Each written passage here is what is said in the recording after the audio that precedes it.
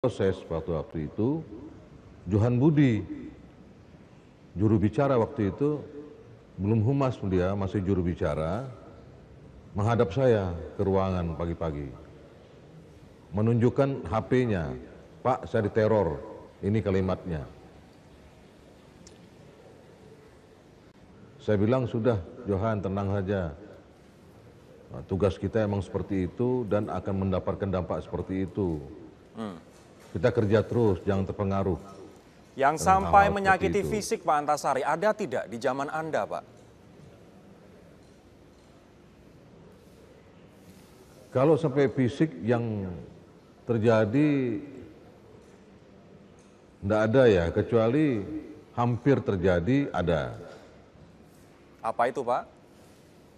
Itu keluarga saya sendiri, istri saya pernah pulang dari supermarket, belanja bulanan, didatangi orang bermotor tanpa tidak dikenal, yang mengatakan, ibu istrinya ketua KPK ya?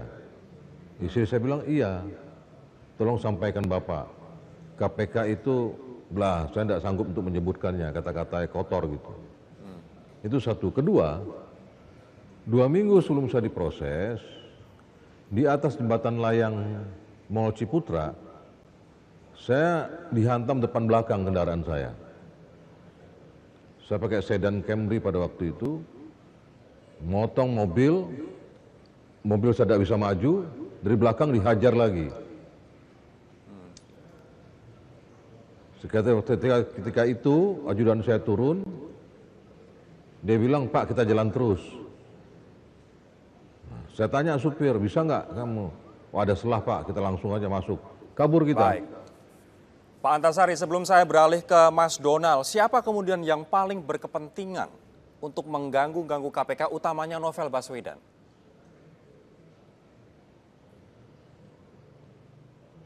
Kalau untuk Novel Baswedan ini kan kita tahu, dia sedang menangani beberapa kasus besar.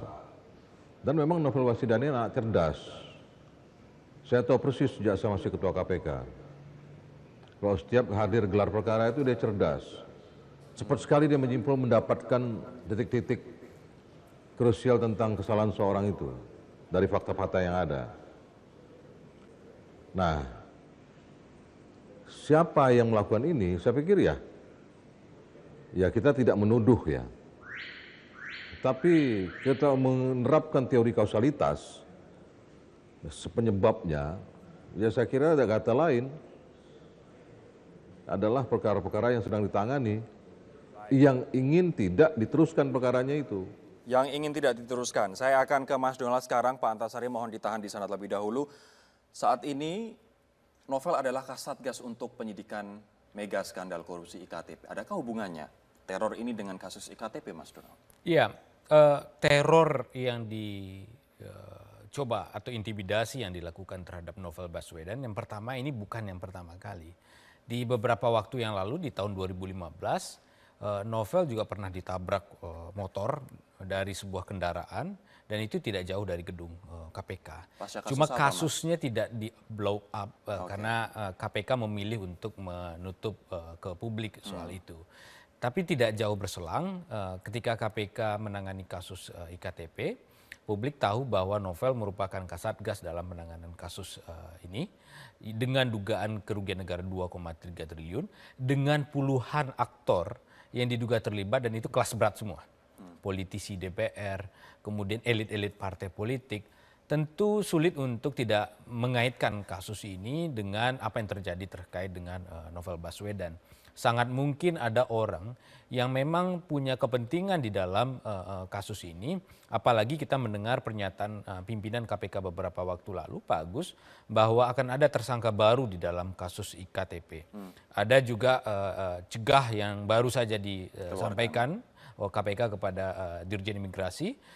Saya melihat benang merahnya tentu publik akan mudah menyimpulkan pada waktu ini bahwa kasus ini ada dugaan berkaitan dengan kasus IKTP yang dikaitkan dengan sejumlah pihak-pihak. Dan tentu tidak menutup kepentingan juga dan tidak menutup kemungkinan juga ada juga pihak-pihak yang memang menopang KPK sedang mengembangkan kasus-kasus tertentu Dan ini tidak berhubungan dengan IKTB. Jadi memang sulit untuk menerka siapa aktor atau intelektual dader di balik aksi serangan kepada Novel Baswedan. Anda tadi menyebut ada benang merah, kita akan gali lebih jauh benang merah tersebut sesaat lagi.